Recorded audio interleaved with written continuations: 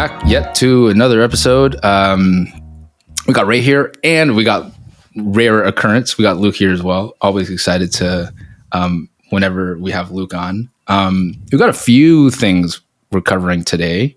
Some of them spicy, some of them salty, as always. But what's been, I think, interesting when you and I were planning the content for this week, Ray, this whole attitude towards growth thing, and how, after working with so many different brands over the years, there really isn't like a right attitude, so to speak. It's not like one works every single damn time and the other doesn't every single damn time. Do you want to kind of lay the background for us, Ray?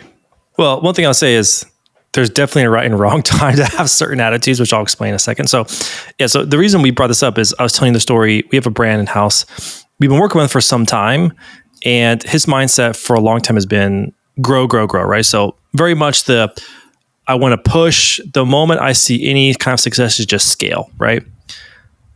Whether that's, you call it vanity or you call it just highly ambitious, that's the mentality. But to the point to where it was getting to a point where our team had to pump the brakes and say, wait a second, net profit's not looking so hot. Why do we want to keep pushing? Why don't we try to get some of that profit right now? It's going to be less volume, but overall you're going to make way more money. And I thought it was just an interesting case that we have to talk about, where some people, they just want to push. Maybe that's for different reasons, but does it really make sense? Or is there sometimes where you should go through seasons of, I need to be conservative for profitability, and when the time is right, then I can push. But it's just very interesting. I love to debate you guys on that, on aggressiveness versus being more conservative. Well, Luke, the last time you were on here, you talked about the whole scaling yourself into oblivion thing, and also the know your numbers piece. I really think you should go first. Well, yeah, I guess there's quite a lot that, in terms of decisions around how aggressive you want to be. Sometimes it's just the nature of your own attitude, I guess. Are you a risk taker? Are you more of a conservative person by nature as a business owner? So I think that's going to play into it. What are you comfortable with in terms of your own risk tolerance? And then there's the actual business side. Does it make sense from a cash flow perspective to be that aggressive? Because, scaling is cash flow intensive, especially if you don't have the greatest cash conversion cycle. And, depending on the relationship you have with your suppliers and the terms, and then how long it takes for you to get stock and stuff like that. There's all these considerations that have to go into the decision about how aggressive you can be. So I guess there's a lot of variables in terms of the conditions for scale. Obviously margin is a big one. Gross margin or net margin, Luke? Well, I guess first of all, gross margin, isn't it? Are you actually making contribution? Are you getting contribution profit on your first sale? If you're not, then obviously that's going to be much more cash flow intensive. And then if you're not making contribution margin on your first sale, how long does it take you to get payback? And that's really, if it's 6 months, and that's even more cash flow intensive than 30 days. So there's a lot of variables that go into it. I guess the key thing is you've got to know this stuff before you make that decision, or as part of your decision-making process. And, there's some people that kind of YOLO it and they seem to be successful. But I think, that's a risky kind of approach, just to be well, I seem to have enough money in my bank account, and things seem to be going well. So let's keep putting our foot down. But, there's something to be said for seizing the moment. You know what I mean? Especially totally. if you're new to market, or you've got some sort of unique competitive advantage, making hay while the sun shines. Or it's your in season. Yeah, and exactly. You want to capitalize on it. Yeah, you don't want to. So I think there's things to be said about being aggressive and being conservative, finding that balance. But, you've got to just take into consideration all the different things that are in play. A lot of the time when people want to be aggressive in terms of acquisition is because they want to capture market share. That is their season, and they do want to seize the opportunity, or they know that they've got such a good back end that it is going to play out, and they've got very high confidence in that because it's been proven over time. And in which case, that's the that does make sense. If you have the cash flow to support it, to be aggressive. I want to throw a wrench into this. I agree with those two. Sometimes I feel like there's a third variable where someone is so ambitious, they have this top line revenue number in mind, whether that's, it's just a personal goal. I want to hit, we hear how many times do we hear $1 million a month? Like every brand that comes to us, like, I want to hit $1 million a month. Why $1 million a month? Because I want to hit a $1 million a month. Yeah. Right. Sometimes, maybe it's for an exit, but I think that I'm calling it more in question the people that there's this number in mind and they want to hit it at all costs versus the other two variables where, like, if someone's like, hey, this is my end time, let's go. Like, that makes a ton of sense. But sometimes there's like pump the brakes on these people that just like, they have this number and they don't know where it came from. It's just a number that kind of picked out of thin air. I think that's, so let me tell you the backstory. So the specifics was this brand wants to really push. One of our strategists on our team said, hey, like, I think maybe we should be a bit more conservative. I see you're spending a crap ton of money on Google and on Meta. Let's look at incrementality. So he did analysis like, hey man, a lot of your money on Google is going to branded. That's not very incremental. Why don't we do a test? Let's pull back budget. I think it was like 50% on Google. I'll pull back this percentage on Meta. And then let's see how it pans out. And like, he had one of his best profit months he's had in like 10 months, for example, but we don't manage his Google. I think that's important to note. We didn't notice that earlier, but he did that and he had one of his best profits months. And it's kind of like a really good lesson for him and for the team that, I mean, what are you going for? Because you could have top line, but if the net profit's not there, then which one is actually more important? The whole, it seems like what we're talking about here, there seems to be this, so I was coaching, I just had a call with this business owner, who just needed some counsel and went, hey, I heard you do this kind of executive coaching thing. What is that like? And we jumped on a call and I kind of heard about what he's trying to achieve. And we got to this one talking point where he goes, you know what? It's as an entrepreneur, I find myself in this trap of thinking I'll finally be somebody when I can crack 100,000 a month. And I'll finally be somebody when I can win this award. He didn't say that per se, but I'll finally be somebody when I can get 100,000 YouTube subscribers. It's like this, I'll finally be somebody. It's what does that notion go? A lot of entrepreneurs are like dogs chasing cars. We wouldn't know what to do when we got it. There's this, and I also have this cluster of science research papers in my iPad currently that I'm going through called The Science of Goal Setting. And, Luke, you talk about this a lot where there is this notion of creative tension, right? Where by having that goal, it can create enough tension, especially if there's enough purpose behind it, to be able to say, hey, I've got a purpose that I want to, this why that I need to fulfill for whatever reason that is greater than myself. And the number is a representation that I'm closer to hitting that purpose, as opposed to the target being the purpose itself.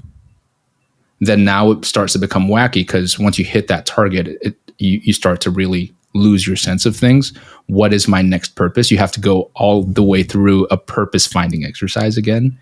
And then there's a second part, which is executive decision making.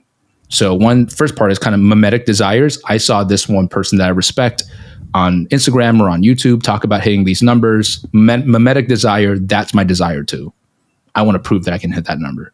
And then the second one, I'm going to quote some good old Peter Drucker. What makes an effective executive? He says, the first practice is to ask what needs to be done. Note that the question is not, what do I want to do? Right? Asking what has to be done and taking the question seriously is crucial for managerial success. And then he talks about like focusing on the one key task that needs to be done. The follow-up question to that is, what does the organization need? Right? So that's the next part in there. And then he talks about how Jack Welch, he identified at GE what needs to be done, and then goes, well, what does the organization need? So based off of that, here are the key things that I'm going to focus on. Everything else I'm either going to delegate because I'm not good at it, or it's not for me to do, right? Or I'm just going to delete and not focus on at all. And then there's another part in here too, which is once that is the case, after completing that thing, the executive resets priorities rather than moving on to number 2 from the original list. He asks, what must be done now? Because you've arrived at that thing, and then you've kind of got to take a different approach, because you might need to be aggressive when you're first starting, because it's only you, when you got to make it work and all that. But once you have a team, and once like your SKUs start to grow and the level of complexity starts to grow as well, and you're starting to bring in, I don't know, external help or something like that, you kind of need to become a different person. I think between 3 of us, we identify that ourselves when it stopped being like a 8-person, firm and started becoming like a 40-something person one.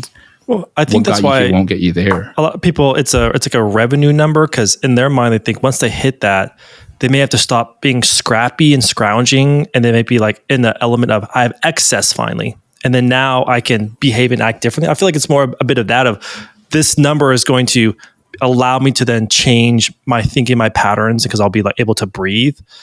But often it doesn't turn out that way. It does. Like you get there, you're like, oh crap, I have, 10 or more problems I had than I had before. Totally. Or you get so practiced at this current thinking pattern that gets you there that's the same thinking pattern you use for that next phase anyhow. Yeah, correct. Right. So when should and could, you mentioned something there, Luke, how averse are you as the person the executive making that decision? How adverse are you to risk? How I guess comfortable is that person in certain or predictable environment, uncertain or highly predictable environments? Are there any other things that between the 2 of you guys think someone listening to this needs to take into account to determine what is the right attitude for me? Because I might be looking at people online and going, that's who I'm trying to like role model or mirror, and it's all just go, go, go, right? And you're a pansy if you're not aggressive, or you're leaving money on the table if you're not aggressive, or you are a complete lunatic if you are not conservative. Because the internet is run by very extreme and absolutist messages. Well, that's the thing. I wouldn't start Luke? believing anything you see in terms of what people are showing on social media. You only see like a facade of what's actually really happening, so if you're, I would say, like, if you're looking at what other people are posting and like their Lambos and all that sort of stuff, and like, that's it, you really don't know what's going on behind the scenes, because most of it's probably a car crash, like literally. So yeah, I think it's about definitely stepping outside of that sort of social media, world, and looking at your business and the facts of your business, and working with, getting advice, I guess, and getting mentored from people who have actually done it before, like trusted advisors who can actually guide you on the way, rather than like looking at what you see on social media, for sure. Like, I think that's definitely a starting point. Break that thing down. Look at your business. Sometimes people can look but not see. Are there key areas that we can point people towards in terms of looking at the business? Is it run rate? Is it available capital? Is it the presence of a rich uncle who tends to take a liking towards you? Yeah. Well, we talk about like looking at the first part is looking at your business model. And so, is everything is everything ready for you to actually scale, in terms of like, do you have enough margin? Like, is there opportunity for you to, like, what is the key constraint in your business that's stopping you from doubling your revenue overnight? Like, if I was to say to you, what's stopping you from just doubling your revenue overnight? Like, what is the first thing that kind of comes to mind? Like, that'll help you kind of potentially identify the constraint in your business. Like, we couldn't, if I told you like tomorrow your sales doubled, what would break in your business, or what would actually prevent you from being able to do that? So like in terms of like what would break is like, could you actually fulfill like double the amount of orders tomorrow? Like, could your customer service handle that sort of stuff? Is your supply chain going to be able to deal with that sort of stuff? And if, and then thinking on the other side, like, why can't you just double your business tomorrow? Like, what is the key constraint? Is it like your cost per acquisition? Or is it just we're not spending enough? Like, is your cost per acquisition, are you actually profitable in the front sale? You just, on the first sale, you're just not spending enough.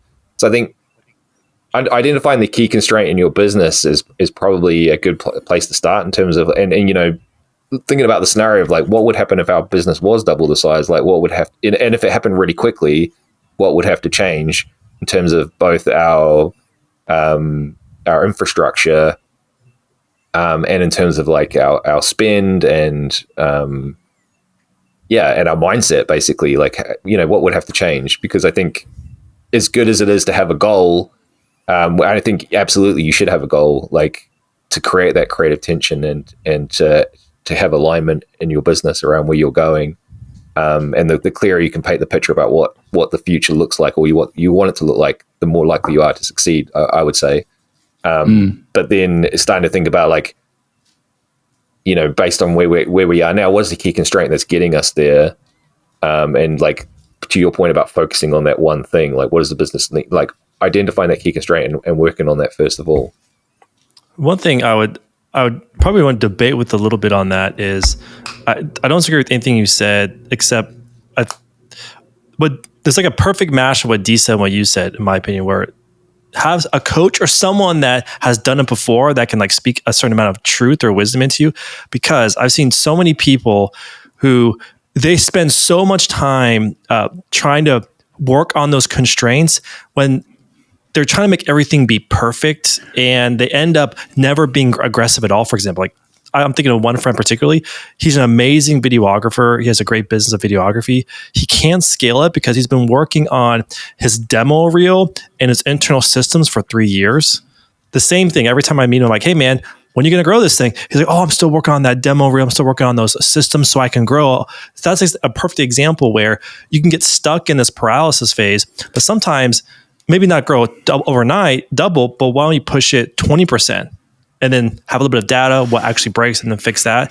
But like, I think it's a good mix of being prepared, but also having someone to push you enough to start pushing you to make those things happen, or just to actually start testing it and not wait until you're always ready for everything. Yeah. And a lot of people fall into that regard. A lot of people, I think, fall into the trap of not here syndrome. Right. So what is that? What do you mean? So not here syndrome is that buddy of yours, for example, who's been tweaking that thing for 3 years. There's no definition of there, as in like, this is the there that it needs to be at for me to go, I can move on to the next thing. So the constant of his there is just not this. So it'll never be good enough because the metric is not not this state right now. So that's why it's so helpful that we have this this whole lean problem solving thing to lean back on, because it's, well, what is define that state, and when you hit it, you can say that you've hit it, and then you can assess accordingly and determine whether to keep persevering on this one thing or work on another thing, which is the premise of, in fact, the entire problem solving exercise, which is, what's the problem that you're actually trying to solve in the first place? Because if you're solving the wrong thing, like a demo reel, towards a standard of not here, that's a never-ending problem. You might be in love with, and it's never done tweaking too. Exactly, yeah. Because you might be more in love with tweaking the thing rather than solving the problem. Well, it's because it's always like I'm going to finish these 3 more projects, and then the demo will be ready for me to edit it. But like, I guess to kind of bring it full circle, going back to that brand I was talking about, in line of what you're saying, it's probably better to, okay, I want to hit this goal with this date, be specific. What does it look like? And with those specifics, maybe you have some quality measures of net profit that you're trying to hit as well. So you have that good counterbalance. Yeah, exactly. Right. And in terms of limitations and restrictions, Luke, I think that's a really key point there. It's fine to go read the Vivid Vision book and kind of write down what that vision is. Absolutely helpful, right? But at the same time, come back to reality and go, well, what am I dealing with today?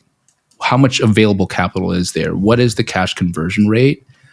What is my tolerance towards uncertain, risky scenarios, right? Like, do I tend to act adversely? Do I move into a state of anxiety, or do I thrive in chaos? Some people I've watched and seen just thrive in high pressure situations. You put them in peacetime, they just start creating trouble because their subconscious brain wants to put high pressure situations into play. And then some other people are just keep the paces going. As long as it's predictable and structured, I will soar. And to know that about yourself, I think is highly important too. Or to both of you guys' point, have that someone to tickle your brain. I think I said this in a meeting that we had this week. Like, I have this theory that, like, how you can't tickle yourself physically, it's almost impossible to tickle your own brain. Whereas someone else, just having that person there can help by asking those types of questions to come in and tickle your brain, can start helping you see angles and perspectives that might not have even been there in the first place. Which I think, sometimes our strategists do a really great job of, because they just ask like dumb questions of the brands that we work with, right? It's like, wait, so why do we want to double the business? And are we doubling revenue or profit? Wait, so we've talked about revenue. We haven't talked about profit. So you just want to double the top line. What if profit stays the same? The number, is that worth it? What if we might as well call it quadruple the revenue then, but profit stays the same? So we're working 4 times harder for the same amount of money in the bank. So just by asking those questions, like, wait, now that you put it that way, for anyone that hears this, a good model of a recent conversation I had with a brand. So I talked yesterday with a large supplement brand. They're doing about $480K a month, and they've been kind of stuck there the last couple of years. And they really want to, they want to get to the $1 million a month because they're already halfway there, right? So, but what's really interesting is, and part of the conversation, I always ask brands, you want to get there. There's like a net profit target you're looking for. Do you have a timeline on trying to make that happen? And a really great model that I think is helpful to understand is he was able to articulate, I want to do it in this time frame, but along the way there, I need to make sure I'm hitting these specific numbers so that my cash conversion cycle, what Luke said, I can maintain that growth. But then also because I can't go too fast, because otherwise my manufacturing is going to fall apart. So I have to make sure that I give them time to grow at that pace too. So I've really loved that answer after hearing your explanation just now, Dee's. Like, that's like a really good model to look at yourself. If I want to grow, but I probably want to check myself with those, or some of those key areas, to put a bit more realistic with what I can actually do. What I want to do versus what does the organization need? Those are kind of two quite separate things. And once that clarity has been brought in, I think it starts to take on a completely different nature. Let me find this one. I'm on this Peter Drucker kick right now. And there's this one line here that, okay, here he goes. When Truman became president in 1945, he knew exactly what he wanted to do. Complete the economic and social reforms of Roosevelt's New Deal. Hey, D, there's something wrong with your mic. Ooh, what's wrong with my mic? Can you talk into your mic? Is it weird for I'm you? talking to my mic. Doesn't look weird. Oh, wow. All of you guys are weird for me now. Sorry. There's something wrong with your ears, bro. Wait. Okay. While Ray figures this shit out, as long as there's nothing wrong with you guys' speakers, I'm going to keep going. When Truman became president in 1945, he knew exactly what he wanted to do: complete the economic and social reforms of Roosevelt's New Deal, which had been deferred by World War II. As soon as he asked what needed to be done, though, Truman realized that foreign affairs had absolute priority.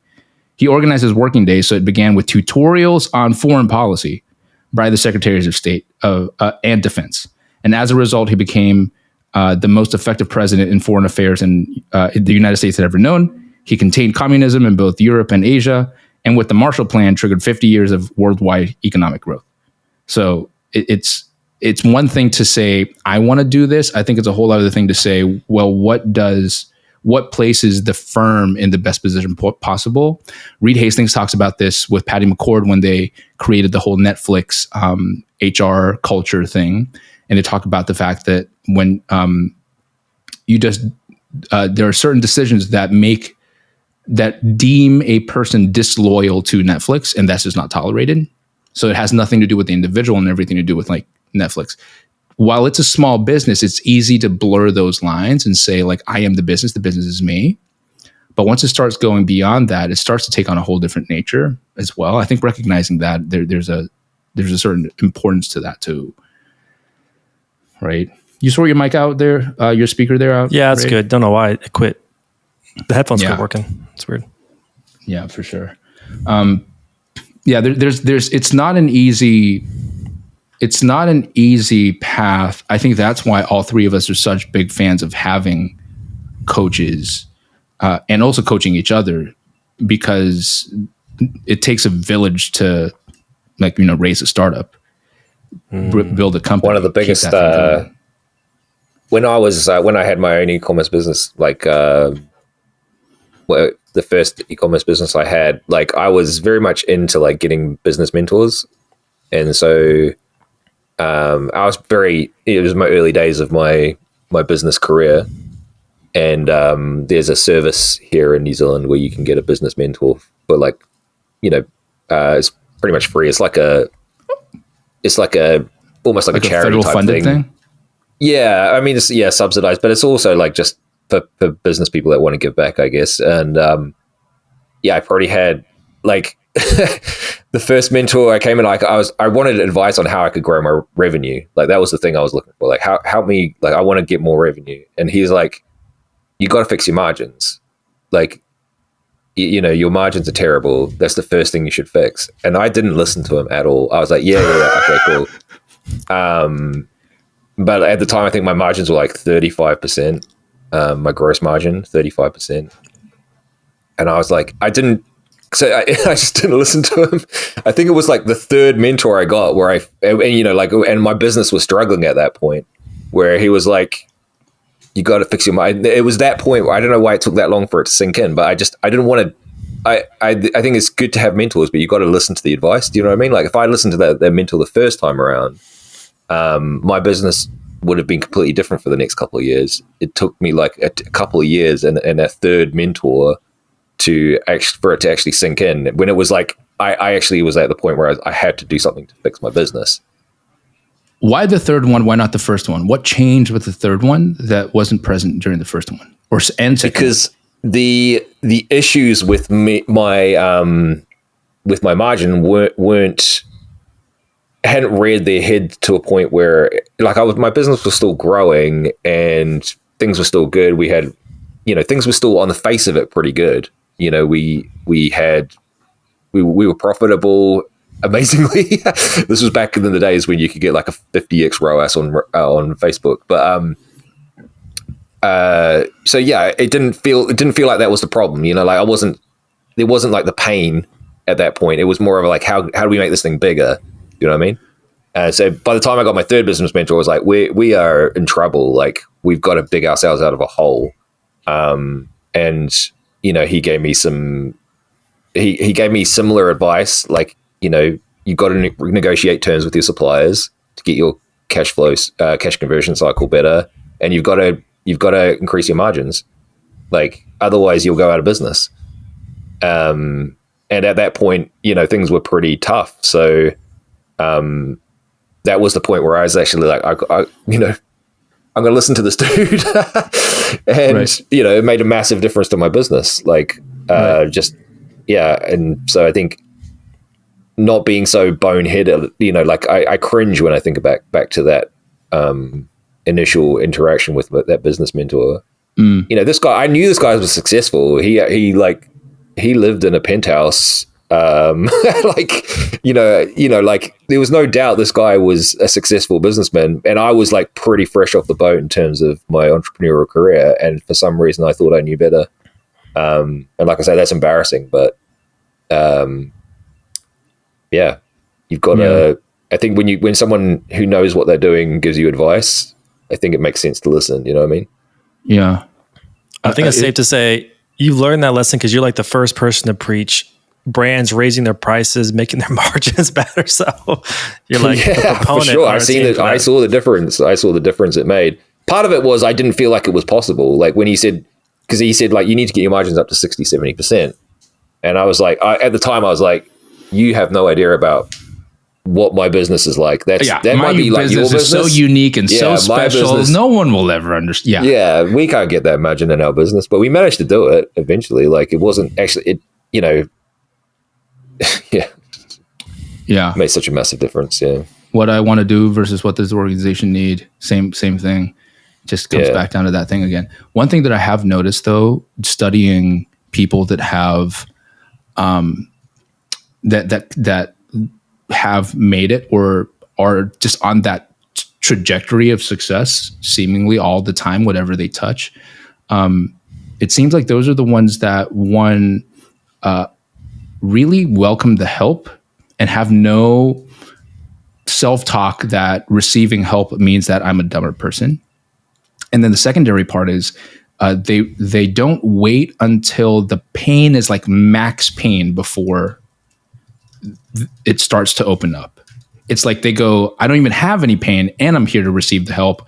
And they're just moving because compared to all the other people, which is like they're waiting for max pain. And the unfortunate thing about max pain is also you are most like injured when you're feeling max pain, just like a body, right? Like when you're in max pain, you're so much less mobile, so much less strong, so much less fast. And then you got to limp towards taking that advice, the advice that was given to you when you were healthy. And you could have actually taken that move much faster, much more nimbly, and all that too. It's such a fascinating piece in there. Okay, well, it sounds like there's a lot already for people to think about when it comes to the approach towards growing the business.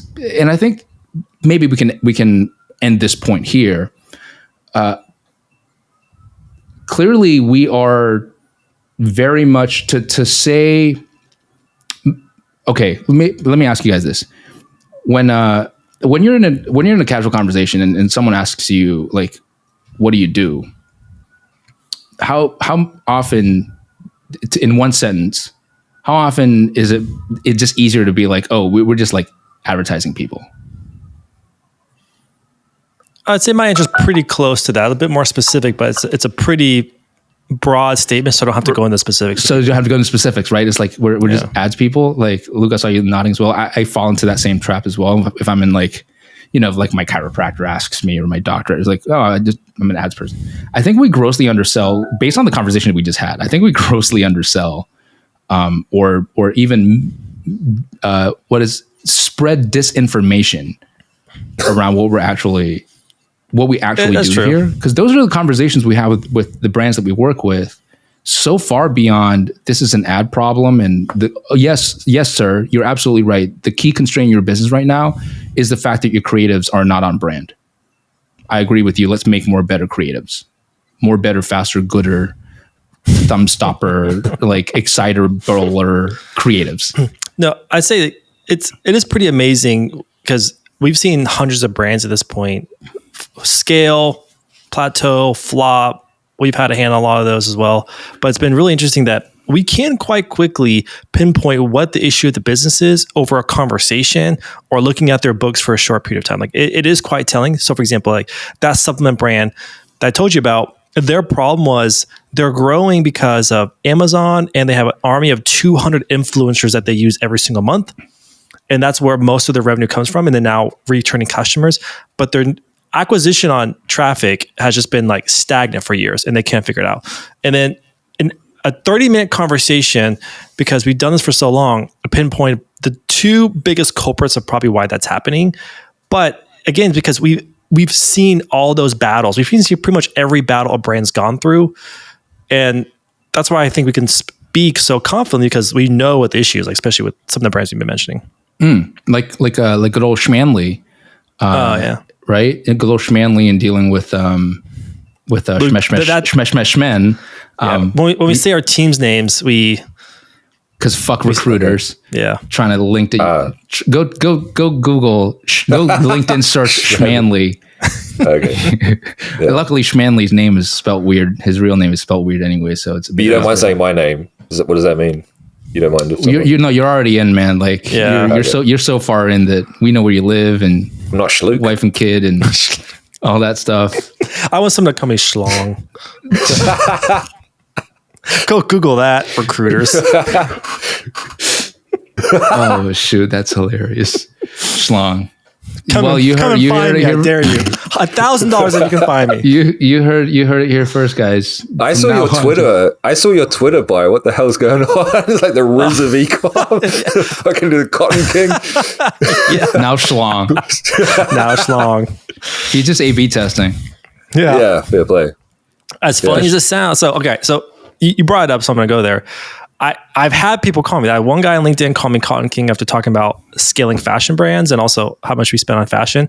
Another guy, my DM is like, dude, you love this stuff so much. Like you just like rizzing all over ecom. I'm like, all right, sure. I'll take the name. Yeah. Nice. But it does actually, I actually did a test and I get more attention when I do that. So change your handle to King Schlong. Marketing. Marketing. The Schlong of marketing. I wouldn't be surprised if that's up there in about half an hour. Oh God, jeez.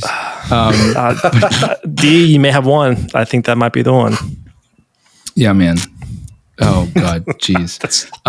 But with Schmanley, just having that same type of again, it's not an ad conversation that's turning the business around.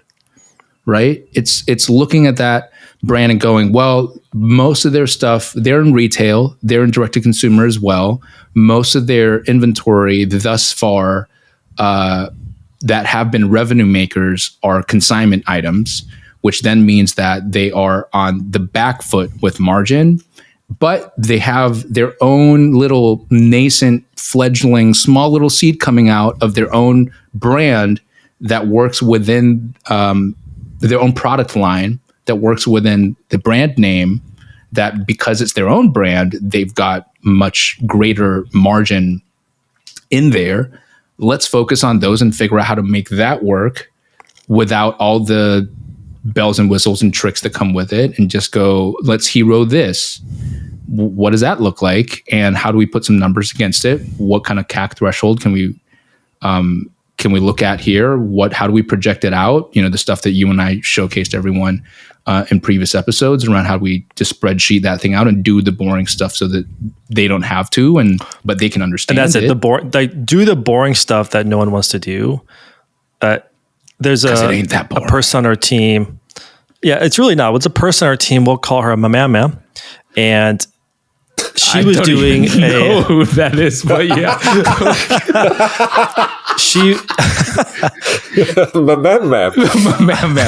Let's go there. We got some wackos in our team. It's like an NFT community Discord handles. Anyway, I'll start a coin, man coin. Okay. She was doing what we call our snowball strategy. And essentially what you do is you look at the last 12 months product sales and you try to find where opportunities, and typically the opportunities are found in the highest quadrant of volume, which is like a handful of products. But for example, in that study, she just showed that, hey, these products, they're always selling hot. What if we change some of the variables, either lower the COGS or we increase the price of that product? And by doing that, she told her brand, like, if we change nothing else at the volume that these products sell, you'll make an extra $300,000 this year just by doing that one thing. And frankly, in this case, increasing your margin by increasing the price, $14, $15, which for that brand is like 11%. No one's going to really notice that, right? So massive upside for your brand now by changing nothing else. So yeah, like I agree with you. Yeah. And having that type of person who has the pattern recognition to then be able to look at all those variables that are happening within your brand and your business to say there, right? It's like that. It's like back when I had my tech startup and I had to get to some point where I had to review code and fix this bug. And I wasn't like a seasoned computer science, or some type of software engineer whatsoever. Couldn't figure it out for days. Didn't ask anyone. Walked up to this one guy who's been a developer for like 28 years or something. And he looked at it, scrolled like for 10 seconds and went there. Backspace to semicolon and changed it to a different symbol and then hit execute and it just ran. I went, holy shit, bro, that took you 10 seconds. He went, no, 10 years. I went, okay, say no more, man. Totally get it, right? It's the 10-second work to be able to identify that, the 10-year work to be able to identify that in 10 seconds. That really is it. And I just went, sweet. Thank you for you. It took me 4 days, and you could have given me 4 years, and I still would not have been able to do that. I love that principle, because imagine if you could go back, knowing what you know now, how important it is to you be interfacing with other people who have gone through the exact same thing, talking to other people. So like just having that network or people who have done it before is so critical for that reason. Yeah. Asking without knowing, or asking to, because most people ask to find the answer they want to hear. Yes. You know that one, right? It's like, my business has a problem. Like, can you look at it, please? No, you're not looking at it right. It has to be this one thing. If anyone wants to do some entertainment watching, to see extreme examples of this, just go on YouTube and search Kitchen Nightmares, please. It's my therapy. It's so good. It's just these hard-headed people that just can't, for the life of them, see past their own like nose. It's just bad. Just plain bad. It is bad. Hey, listen, we're almost at the top of the hour. Maybe we can wrap this whole thing up with just a few key takeaways. We've meandered all over the place, right? Maybe the premise is this: there is no one correct way for your business to grow. There's no one correct approach, right? What are the key things to self-diagnose, to determine, that can help someone determine what finding the right approach can be for themselves, their company, their business, their team? So for me, I would say, what's it based off of? I think that my take was make it based on something. So if you're being aggressive, like, is there a sound reason for it? And add some kind of additional, besides just a number, like a revenue number, put some other quality measures in there, because that'll help counterbalance you trying to get there. It'll also force you, as what Lucas said, creative tension. It'll force you to contend with those other variables to maybe help be the yin to your aggressive yang. Like, I'm going to make myself be less aggressive to maintain those other measures too. Damn, dropping some Eastern philosophy in there. Thanks, right? I've learned from you. Yeah, I think the other thing is like don't operate in a silo in terms of getting advice from people who've either seen what you're going through before or have been there before. That's going to potentially be the unlock that you need to get to the next level.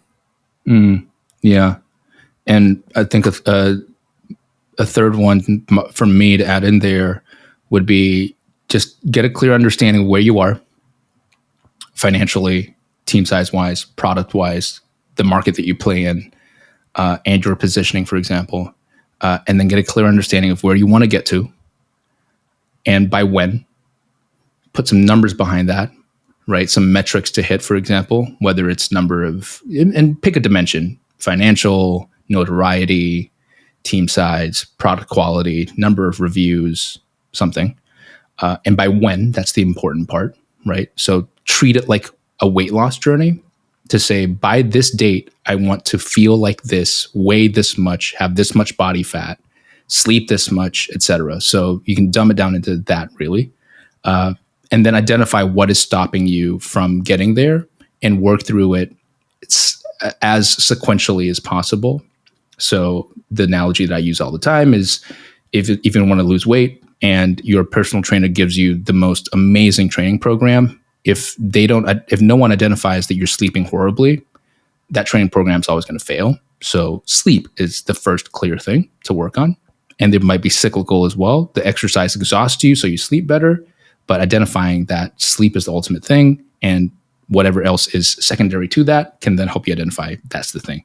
apply that to your business. And also, don't be a bonehead. Sounds like a thing as well that all three of us have learned the hard way.